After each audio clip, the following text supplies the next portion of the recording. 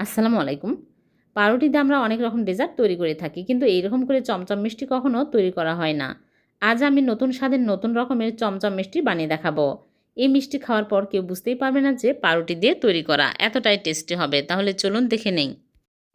এখানে কয়েক পিস পাউরুটি নিয়েছি, বড় সাইজের পাউরুটি। পাউরুটির সাইডে যে ব্রাউন কালার অংশগুলো এগুলো কেটে বাদ দিয়ে দিচ্ছে। এগুলো থাকলে মিষ্টি ভালো হবে না, শক্ত হয়ে থাকবে। সবগুলো কেটে তারপরে সাইডের অংশগুলো আমি এক সাইডে রেখে দিব, পরে ব্রেড ক্রাম্বস তৈরি করে নিব। তারপরে এক সাইডে প্লেটটা রেখে দিচ্ছি। দিয়ে আমি চুলায় একটা প্যান বসিয়ে প্যানটা ভালো করে গরম করে নিয়েছি। এখন দিয়ে দিচ্ছি চিনি। এখানে 2 টেবিল চামচ চিনি দিয়ে দিলাম। চিনি দিয়ে নেড়েচেড়ে ক্যারামেল করে নিব।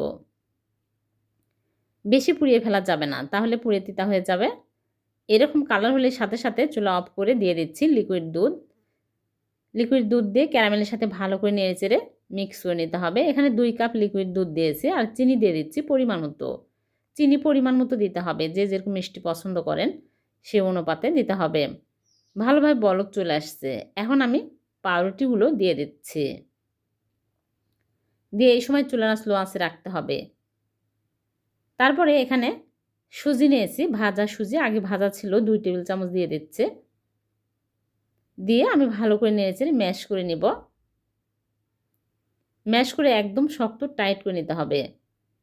একটু নেড়েচেড়ে নিলেই দেখা যাবে যে শক্ত হতে শুরু হয়েছে। আরেকটু শক্ত করে নিতে হবে। ঠান্ডার পরে শক্ত হয়ে যায়, নরম করা যাবে না।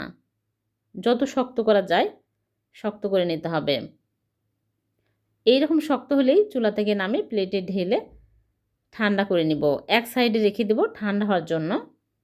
ঠান্ডা হতে থাকুক। আর এদিকে আমি চুলায় আবারও প্যান বসিয়ে দিয়ে দিচ্ছি লিকুইড দুধ।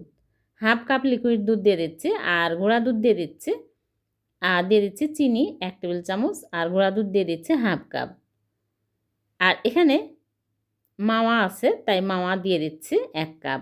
আপনাদের হাতের কাছে মাওয়া না থাকলে গুঁড়া দুধ বেশি করে দিবেন, 1 কাপের মতো দিলেই হবে। আমার হাতের কাছে মাওয়া ছিল তাই দিয়ে দিলাম। দিয়ে ভালো করে নেড়েচেড়ে একদম ঘন ক্ষীর বানিয়ে নিতে হবে। নাড়া কিন্তু থামানো যাবে না, তাহলে তলায় লেগে যাবে।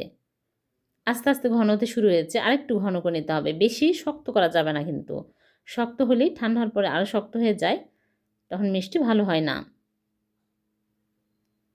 একটু সময় নিয়ে ভালো করে নেড়েচেড়ে ঘন এরকম ক্ষীর বানিয়ে নিতে হবে। হয়ে গেছে। এই অবস্থায় এখন চুলা থেকে নামিয়ে নিচ্ছি, নিয়ে এক সাইডে রেখে দিলাম। আর এদিকে পাউরুটির ডো ঠান্ডা হয়ে গেছে, ভালো করে মথে নিচ্ছি। হাতে ঘি লাগিয়ে মথে নিতে হবে, তাহলে হাতের সাথে লেগে আসবে না। মাথা হয়ে গেলে আমি এক সাইডে রেখে দিচ্ছি। আর এদিকে ক্ষীরও ঠান্ডা হয়ে গেছে। ক্ষীর ভালো করে একদম মসৃণ করে মথে নিতে হবে। দেখুন শক্ত হয়ে গেছে। ভালো করে মথে তারপরে আমি অল্প অল্প করে নিয়ে ছোট ছোট করে বল বানিয়ে নিচ্ছি। তাহলে এগুলো যখন ভিতরে পুর দিব দিতে সুবিধা হবে আর সমান হবে। এরকম করে সবগুলো বানিয়ে নিব। খুবই সহজ এই মিষ্টি বানানো, আর খেতে দারুণ টেস্টি হয়। সবগুলো বানানো হয়ে গেলে এক সাইডে রেখে দিচ্ছি। তারপরে আমি পাউরুটির ডো থেকে অল্প অল্প করে নিয়ে ভালো করে চেপে চেপে গোল করে তারপরে চ্যাপটা করে যে ভিতরে পুর বানিয়ে রাখলাম ক্ষীর, একটা করে বল ভিতরে দিয়ে ভালো করে মুখটা আটকিয়ে নেব। এরকম করে দিতে হবে।